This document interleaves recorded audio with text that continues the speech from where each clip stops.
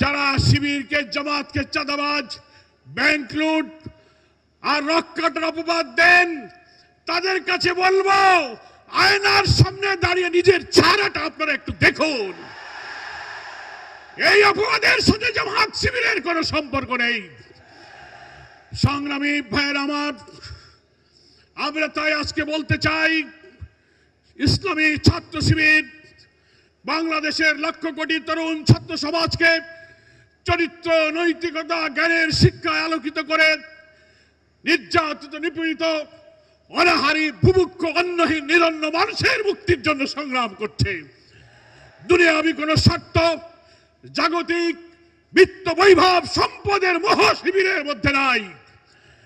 আজকে রাজনৈতিক অসৎ উদ্দেশ্যে সকল কোটি কোটি মানুষ যখন জাতীয় ঐক্যের স্বপ্ন দেখছে, রাজনৈতিক অসৎ উদ্দেশ্যে কিছু ব্যক্তিরা বিদেশি কোন চক্র বাইরের রাষ্ট্রবিরোধী আধিপত্যবাদী চক্রান্তের শিকার হয়ে যারা ফ্যাসিবাদ বিরোধী রাজনৈতিক দলগুলোর মধ্যে ঐক্য এবং বিভেদের বীজ ছড়াতে চান, তাদের কাছে আমরা আজকে এই সম্মেলন থেকে আহ্বান জানাই।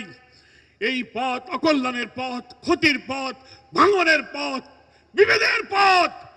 জাতীয় ঐক্যের এই আহ্বানে নতুন অন্তর্বর্তীকালীন সরকারের দায়িত্বে একটি নির্বাচিত সরকারের হাতে ক্ষমতা হস্তান্তরের অভিযাত্রাকে যদি কোন চক্রান্ত থামিয়ে দিতে পারে, অন্তর্বর্তীকালীন এই সরকারকে যদি কেউ ব্যর্থ করে দিতে পারে, মনে রাখবেন জাতির জন্য একটি মহা দুর্যোগ অপেক্ষা করছে।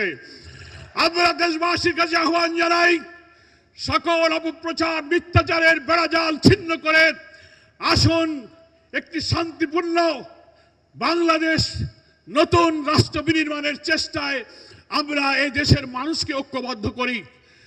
প্রায় 2000 ছাত্র জনতার রক্ত, 30-40 হাজার আহত ছাত্র জনতার যে আকুতি, তাদের চোখের পানি, তাদের রক্ত এখনো শুকায়নি। আমরা যদি জুলাইয়ের গণ অভ্যুত্থানের এই চেতনাকে ধারণ করে রাষ্ট্র গঠনে এবার ব্যর্থ হয়ে যাই, এ জাতির মুক্তির আকাঙ্ক্ষা মৃত্যু ঘটবে। ইসলামী ছাত্র শিবির সেই বিপ্লবী কাফেলার নাম। জুলাইয়ের ছাত্র গণ অভ্যুত্থানের ঐতিহাসিক সংগ্রামের এক গর্বিত অংশীদার হচ্ছে ইসলামী ছাত্র শিবির।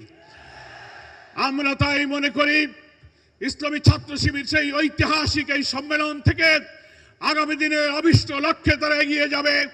কোন অপপ্রচার, কোন বাধা, কোন মিথ্যাচার, কোন ষড়যন্ত্রকে শিবির প্রশ্রয় দেবে না।